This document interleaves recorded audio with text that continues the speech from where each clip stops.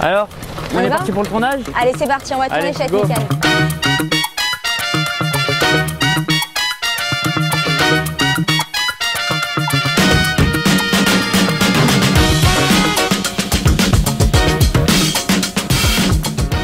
Alors Jean-Michel, bonjour. Bonjour Aman. Alors dis-nous, c'est quoi Ethnican? Ethnican, tout simplement, c'est le nouveau nom du restaurant Cannes à Boulogne. Et on a décidé de changer le nom, l'appeler Ethnican, parce qu'on propose maintenant une cuisine ethnique pour notre communauté. Alors tu m'as parlé d'Avner Guzman, c'est ton chef ici chez Ethnican. Alors qu'est-ce qui t'a plu chez lui? Pourquoi lui? D'abord, c'est plus qu'un chef, c'est un chef exécutif, un partenaire, un ami et un associé au sein de l'Ethnican. Sa cuisine, elle est spécialité sud-américaine. Il nous apporte une nouveauté qui n'existait pas au sein de notre communauté. Et j'aime sa cuisine, j'aime son guacamole, j'aime ses pimentos et j'aime surtout sa côte de bœuf flambée au whisky. Voilà, donc c'est pour ça qu'on a un mur de whisky exceptionnel. Et tout à l'heure, j'espère qu'il vous fera une démonstration du flambage de sa côte de bœuf. Jean-Michel, gracias. Alors Avner, toi tu es vénézuélien, Ouais. Tu arrives tout droit du Venezuela. Qu'est-ce que tu fais ici chez Ethnican? Ça fait à peu près 1 an qu'on a lancé cette challenge de travailler à l'Ethnican. Alors tu travailles aussi avec de bons produits, des produits originaux, créatifs, comme par exemple ce manioc. Alors qu'est-ce que c'est? Qu'est-ce que tu vas faire avec? Le manioc, Comme dans Koh Lanta un peu. au-delà de Koh Lanta. Malheureusement, il a beaucoup de clichés en France. Et dès qu'on dit manioc, on dit Koh Lanta. Mais la vérité, c'est que c'est un produit très très noble. Est-ce qu'on retrouve un peu des influences sud-américaines dans ta cuisine? Moi, à la base, je suis vénézuélien, mais je suis né au bord du Caraïbe. Donc, on retrouve et la cuisine sud-américaine et la cuisine du Caraïbe. Manioc, l'avocat, je comprends, tout le monde l'utilise. Les ceviches, par exemple, j'adore travailler le poisson. C'est pas très populaire parmi la communauté. On retrouve le goût de la cuisine sud-américaine aussi dans la cuisine asiatique. Ouais. Donc feuilles de banane, le mélange sucré-salé, hummus, papito hummus. On fait moitié pois chiches, moitié haricots blancs. Bon alors je te propose maintenant, on va cuisiner quelques plats, comme ça on va montrer ça aux gens, aux téléspectateurs, aux Écoute, internautes. On y va? On y va, allez c'est parti.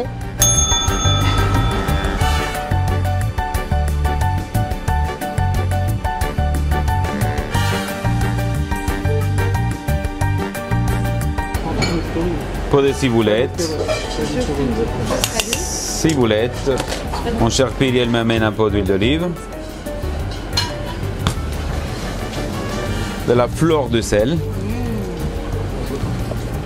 Pot de berros. Ça, c'est la clé du succès. Poivre noir. On mélange. Magnifique.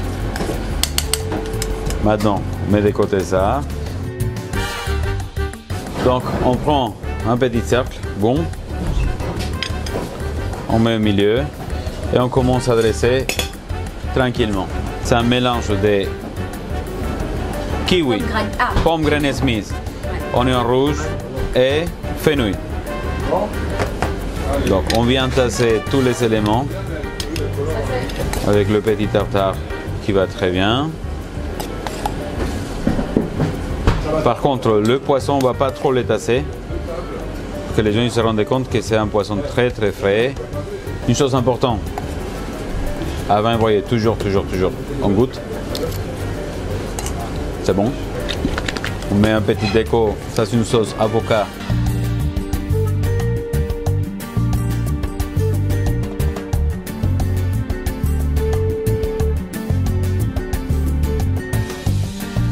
On prend un petit mélange de salade. On vient mettre en mode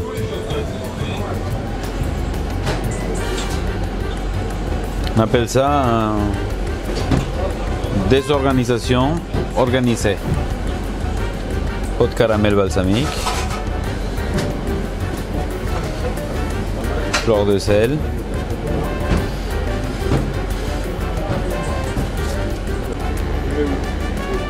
tartare dorade avec ces pommes acidulées. il y a du monde ce soir. Là, ce soir, Voilà.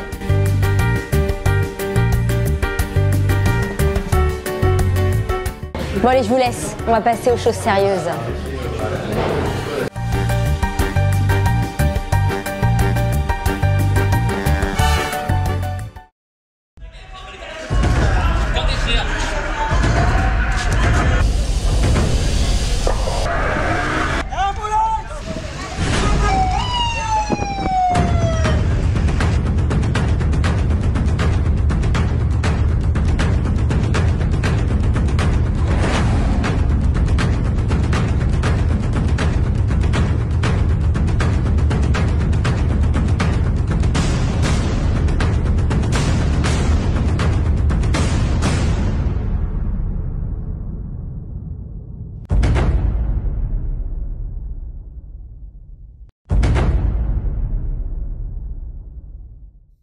Bonjour à tous. Depuis 22 ans, l'association Sauveteurs sans frontières agit lors de terribles attentats, de grandes catastrophes naturelles à Haïti, au Népal ou au Sri Lanka.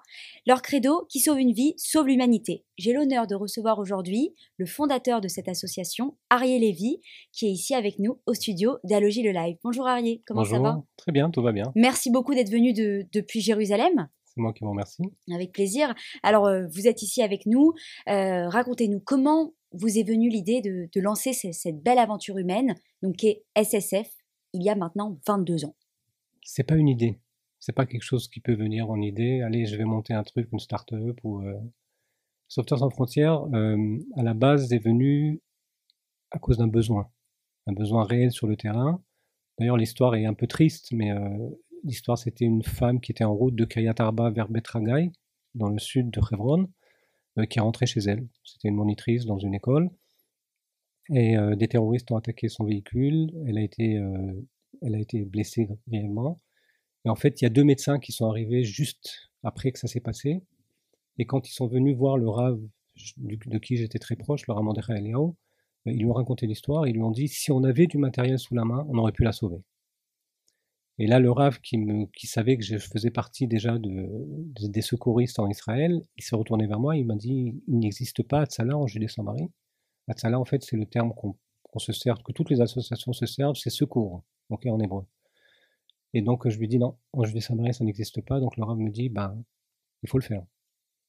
Et quand le Rav dit, il faut faire, on fait. Le temps d'arrivée d'une ambulance, dans le monde entier, c'est entre 8 et 12 minutes, la moyenne. Okay. On parle, pour sauver une vie, on a 5 minutes. Les 5 minutes d'or. Okay. Si on arrive dans ces 5 minutes, on a une chance de sauver quelqu'un qui a fait un infarctus, quelqu'un qui a une hémorragie grave. Si on arrive au-delà de 5 minutes, les chances diminuent toutes les minutes de 10%.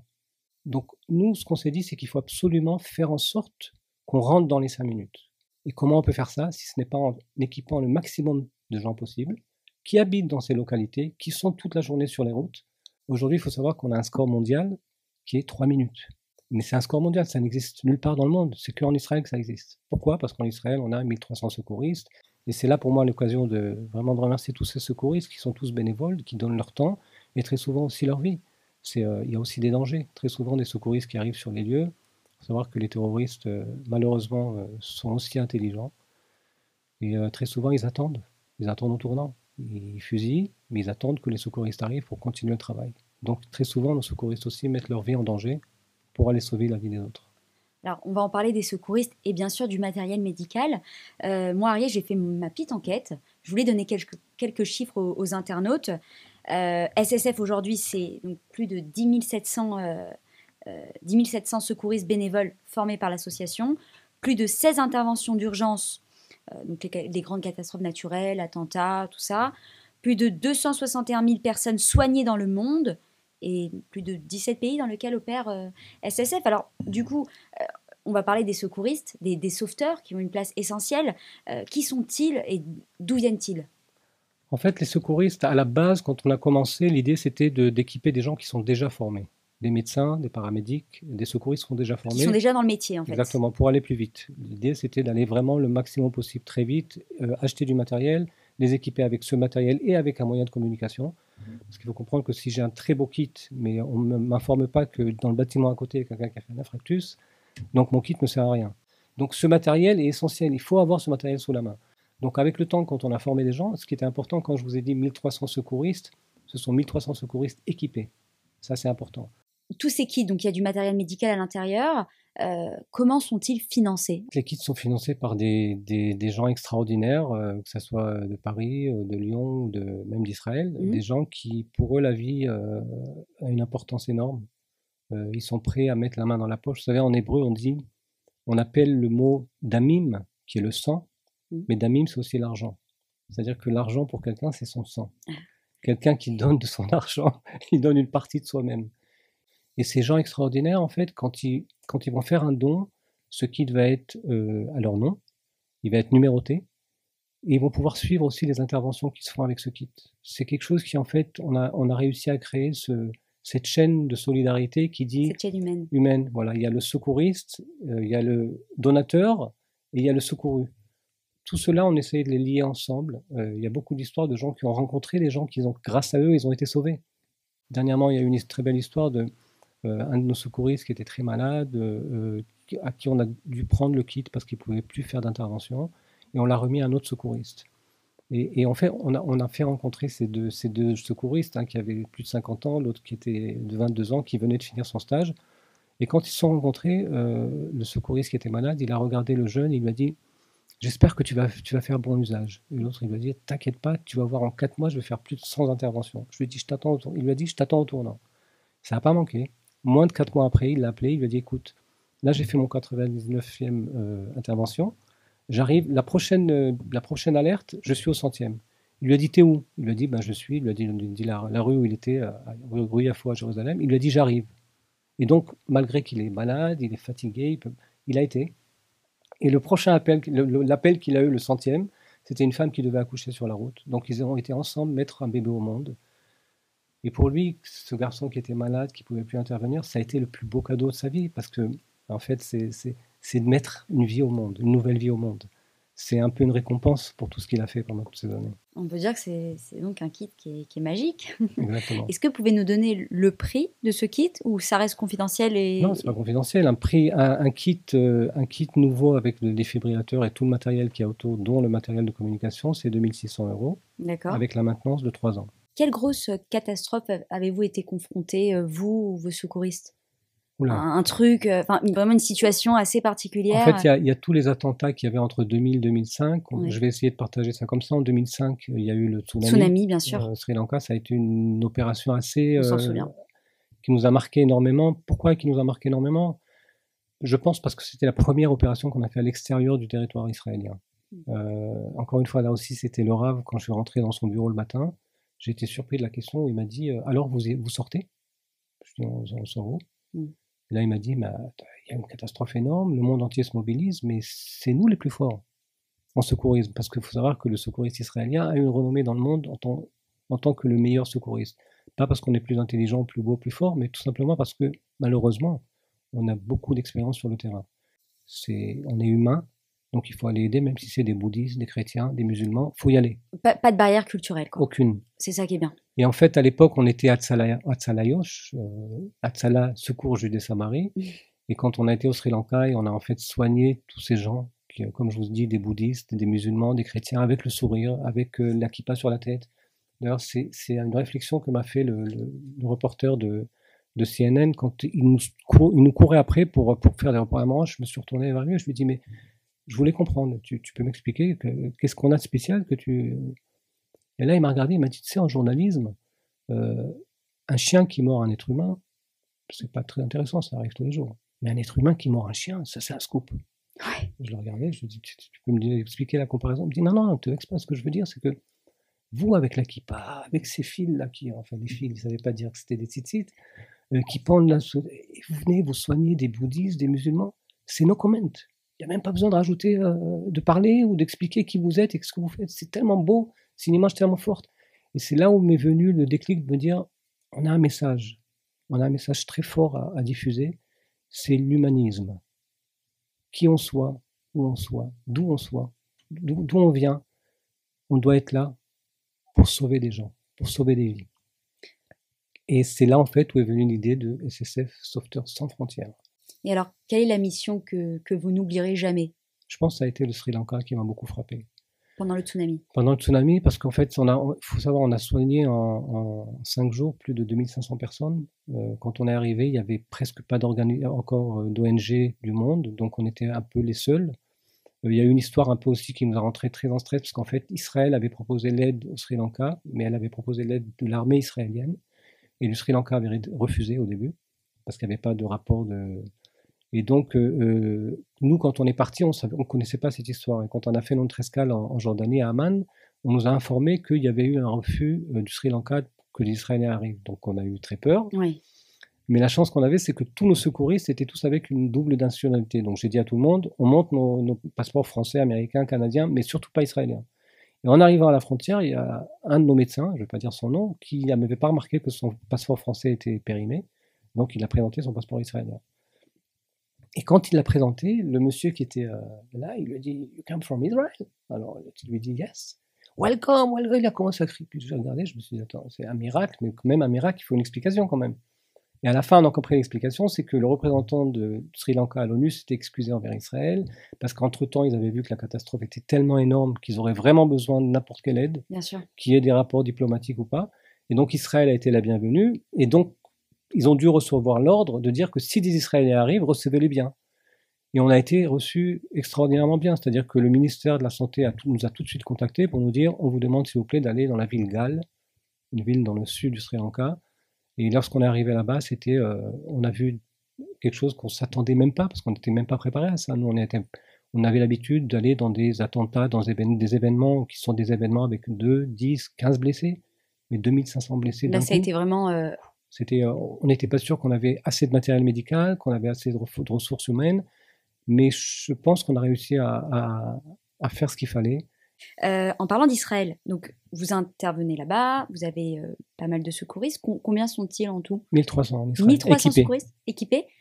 À quel endroit intervenez-vous? En fait, les secouristes sont éparpillés un peu partout. À la base, comme je vous ai dit, on a commencé en Judée-Samarie. Il faut savoir que la Judée-Samarie, c'est quand même aujourd'hui presque 50% de la superficie d'Israël, avec la vallée du Jourdain. Donc c'est une très grande superficie, on va dire, géographique. Il y a moins d'habitants par rapport à Tel Aviv et Jérusalem, etc. Mais c'est une très grande superficie en territoire.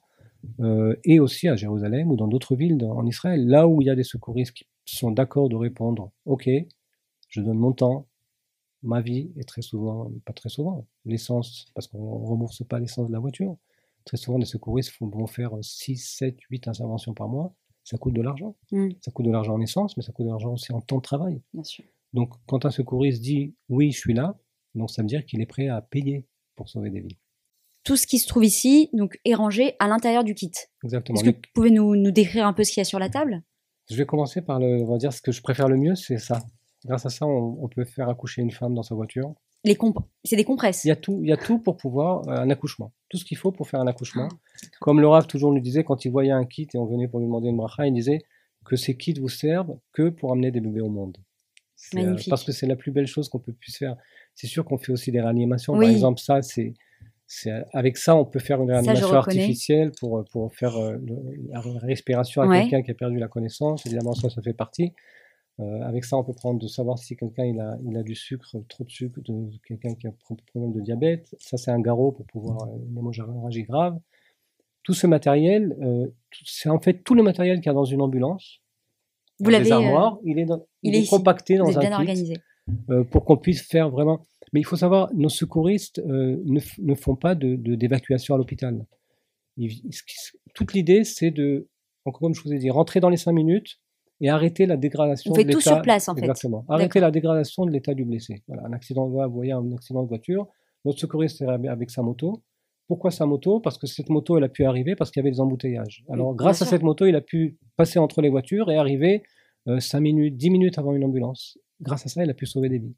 D'ailleurs, il y a eu une très belle histoire quand une fois on a fait un stage avec des secouristes du Croissant Rouge. Et en fait, comme encore une fois, on se voit avec le Croissant Rouge sur le terrain, c'était important pour nous qu'on puisse se parler, qu'on puisse se comprendre et travailler ensemble. Et là, il y a tout d'un coup les soldats, les médecins soldats qui rentrent avec leur arme sur l'épaule. Imaginez-vous la scène. Donc tout de suite, les Palestiniens qui se braquent un petit peu. Mais quand le paramédic de l'armée a commencé à parler, parce qu'en plus il a commencé à parler en arabe, il leur a expliqué quel était le but de cette... faut aller voir, à la fin de cette rencontre, on s'échange des numéros de téléphone, d'Arca, Kif. Voilà, regardez là, vous voyez un mec du Croissant Rouge, vous voyez le croissant, avec un de nos secouristes. Ah, l'image est très belle. Qui sont en train de soigner, d'évacuer quelqu'un qui a fait un accident de voiture. Ils l'évacuent ensemble. Voilà. Alors, Arié, je voulais savoir, est-ce que vous avez un mot à dire à un médecin ou un secouriste qui nous regarde et qui hésite encore à faire un pas vers l'humanitaire? Bah, ça dépend où il vit. Par exemple, s'il vit en France, tout simplement, il faut télécharger l'application d'SSF. Il y a une application qui a été mise en place par Laurent Sanjou, qui est notre directeur, et Romain Sardou. D'accord. L'idée, c'était après les Bataclan, ils m'ont appelé pour me dire on aimerait avoir le même système qu'il y a en Israël, en France aussi. Il faut trouver il faut trouver quelque chose avec la technologie. Oui, il faut que ce soit numérique aussi. Donc, ils ont trouvé l'idée de créer une application. Cette application, l'idée, c'est tout simple, c'est de dire il y a même un citoyen dans la rue peut alerter grâce à cette application, et tous les secouristes qui vont être inscrits sur l'application vont être alertés grâce à l'application. Et dès qu'ils vont accepter, Waze va s'ouvrir pour les mener vers l'événement qui se passe. Qu'est-ce qu'on peut vous souhaiter, Arié, pour 2022? D'abord que le Covid disparaisse. C'est le plus grand souhait, pas que pour nous, mais pour le monde entier. Et que les gens se comprennent un peu mieux, qu'il y ait plus d'humanisme dans le monde. Plus on va se serrer les coudes, plus on va vouloir faire les choses ensemble, plus on arrivera loin, plus on arrivera à changer, à faire des choses. C'est vrai. Merci beaucoup en tout cas d'être venu, d'avoir apporté tout le matériel médical. Et puis, si on veut faire un don, donc sur le site internet sauveteur.org, téléchargez l'application, on va vous mettre toutes les infos. Et puis, retrouvez cette interview prochainement sur tous nos réseaux sociaux. Et merci encore, Arié, d'être venu. J'espère que cette interview va être diffusée, va être propagée pour que tout le monde puisse découvrir tout ce que vous faites. SSF, qui sauve une vie, sauve l'humanité. Merci beaucoup. Merci beaucoup.